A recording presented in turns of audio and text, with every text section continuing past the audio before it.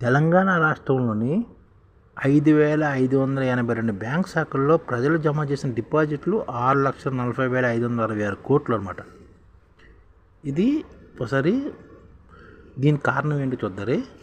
రాష్ట్రం మొత్తం మీద బ్యాంకుల డిపాజిట్ 60%, 63% హైదరాబాదు, రంగారెడ్డి, మేడ్చల్ జిల్లాలో ఉన్నమాట. డిపాజిట్ కన్నా సూర్యాపేట జిల్లాలో ఎక్కువగా, రంగారెడ్డి జిల్లాలో తక్కువగా రుణాలు పంపించారు. అంటే డిపాజిట్ల కన్నా ఎక్కువగా సూర్యాపేట జిల్లాలో అప్పులు ఇచ్చారు. అదే రంగారెడ్డి జిల్లాలో డిపాజిట్ల కన్నా తక్కువగా అప్పులు ఇచ్చారన్నమాట.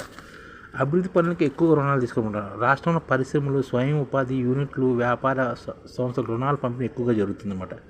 వ్యవసాయానికి తక్కువగా రుణాలు తీసుకుంటున్నారు. ముఖ్యంగా యాసంగి సీజన్లో 21,000 కోట్లను రైతులు పంట రుణాలకు ఇవ్వాలని లక్ష్యంగా పెట్టుకోక 13,000 కొంతమంది తీసుకున్నమాట. భూముల ధరలు బాగా పెరగడం, స్థిరాస్తి జోరు, పరిశ్రమల కారణంగా రంగారెడ్డి, హైదరాబాద్, మేడ్చల్ జిల్లాలో బ్యాంక్ డిపాజిట్లు భారీగా పెరిగాయి. రాష్ట్రంలోని మొత్తం 5,582 బ్యాంకుల్లోని ప్రజలు జమ చేసిన మొత్తం 6,40,566 కోట్లు అనమాట. 3 జిల్లాల వాటే 63%. అదే హైదరాబాద్, రంగారెడ్డి, మేడ్చల్ జిల్లా, ఈ 3 జిల్లాల వాళ్ళదే. ఇతర జిల్లాలతో పోలిస్తే ఈ రుణాల పంపిణీ చాలా తక్కువగా ఉందన్నమాట. బ్యాంకులోని డిపాజిట్ పోలిస్తే వివిధ రంగాల బ్యాంకుల నుంచి ఇస్తున్న రుణాలు తక్కువగా ఉంటాయన్నమాట. ప్రస్తుతం ఆర్థిక సంవత్సరంలోని ప్రజలు కూడా సరిగ్గా ఇవ్వరు.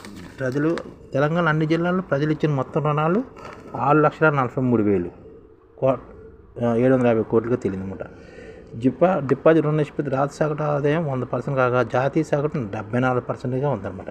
కానీ జాతీయ సగటు కన్నా 2 జిల్లాలు, రంగారెడ్డి జిల్లా 60%, మేడ్చల్ 70% తక్కువగా రుణాల పంపిణీ జరిగిందన్నమాట.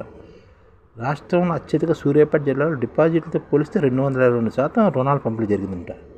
మహబూబాబాద్లో 194%, జనగామ, నల్గొండలో 180% అధికంగా రుణాలు ఇచ్చారన్నమాట. అంటే అక్కడ ₹100 డిపాజిట్ జరిగితే ₹220 రుణం ఇచ్చారన్నమాట సూర్యాపేట జిల్లాలో. అలాగే మహబూబాబాద్ జిల్లాలోని ₹100 డిపాజిట్ జరిగితే ₹194 రుణం ఇచ్చారన్నమాట. జనగామ, నల్గొండ జిల్లాలో కూడా ₹100 డిపాజిట్ ఉంటే ₹189 రుణం ఇచ్చారన్నమాట. అత్యధికంగా రంగారెడ్డి జిల్లాలో 35,496 కోట్లు డిపాజిట్లకు గాను 23,984 కోట్లే రుణాలు ఇచ్చారు. అది 68%. అంటే 35,496 కోట్లు రంగారెడ్డి జిల్లాలో డిపాజిట్లు జరిగితే 25,984 కోట్ల అప్పు ఇచ్చారన్నమాట. సొమ్ము ఎంత ఉందని లెక్కించడం పరిశీలిస్తే అత్యల్పంగా 3 జిల్లాల్లో 27 బ్యాంకుల్లో 867 కోట్ల డిపాజిట్లు ఉన్నాయన్నమాట. అంటే అత్యల్పంగా ములుగు జిల్లాలోని 27 బ్యాంకుల్లో 860 కోట్ల డిపాజిట్లు ఉన్నాయి. కానీ అక్కడ 1,025 కోట్లు రుణాలు ఇచ్చారు. ఈ విషయంలో అత్యధికంగా హైదరాబాద్లోని 1,210 బ్యాంకుల్లోని 3,70,356 కోట్ల డిపాజిట్లు ఉండగా 3,79,026 కోట్లు రుణాలు ఇచ్చారన్నమాట. ఇప్పుడు డిపాజిట్ కన్నా రుణాలు ఇచ్చిన 5 జిల్లాలు ఏంటంటే రంగారెడ్డికి మొత్తం బ్యాంకులు 426 బ్యాంకులు ఉంటే 35,496 కోట్లు డిపాజిట్లు ఉంటే ఇచ్చిన రుణాలు 23,984 కోట్లే. మేడ్చల్ జిల్లాకి 665 బ్యాంకుల్లో 1,0210 కోట్ల డిపాజిట్లు ఉంటే 71,845 కోట్లు రుణాలు ఇచ్చారు. పెద్దపల్లి జిల్లాలో 96 బ్యాంకులు ఉంటే 5,240 కోట్ల డిపాజిట్లు ఉంటే 3,906 కోట్లే ఇచ్చారు రుణాలు. అలాగే కుమరం భీములో 43 బ్యాంకులు ఉంటే 1,646 కోట్ల డిపాజిట్లు ఉంటే 1,267 కోట్లే రుణాలు ఇచ్చారన్నమాట. మంచిర్యాల జిల్లాలో 103 బ్యాంకులు ఉంటే డిపాజిట్లు 2,453 ఉంటే 2,095 కోట్ల రుణాలు ఇచ్చారన్నమాట. ఈ విధంగా రాష్ట్రంలోని బ్యాంకులు, రుణాలు ఇచ్చిన బ్యాంకులు చూస్తుంటే సూర్యాపేటలో బాగానే రుణాలు తీసుకున్నారు. ప్లస్ సూర్యాపేటలోని నెక్స్ట్ మహబూబాబాద్లోని జనగామ, నల్గొండ జిల్లాలో బాగానే రుణాలు ఇచ్చారు బ్యాంకుల వాళ్ళు.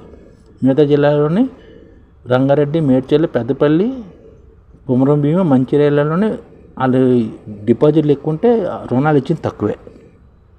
ఈ విధంగా రాష్ట్రంలోని రుణాలు, బ్యాంకులు ఎలాగున్నాయి, మొత్తం బ్యాంకులు ఎలాగున్నాయి, రుణాలు ఎలాగిచ్చారు, అలా పెద్దబాల శిక్షలాగా మొత్తం అన్ని విషయాలు ఈ వీడియోలో చర్చిస్తున్నమాట. మా ఐడిఎఫ్ పెద్దబాల శిక్ష.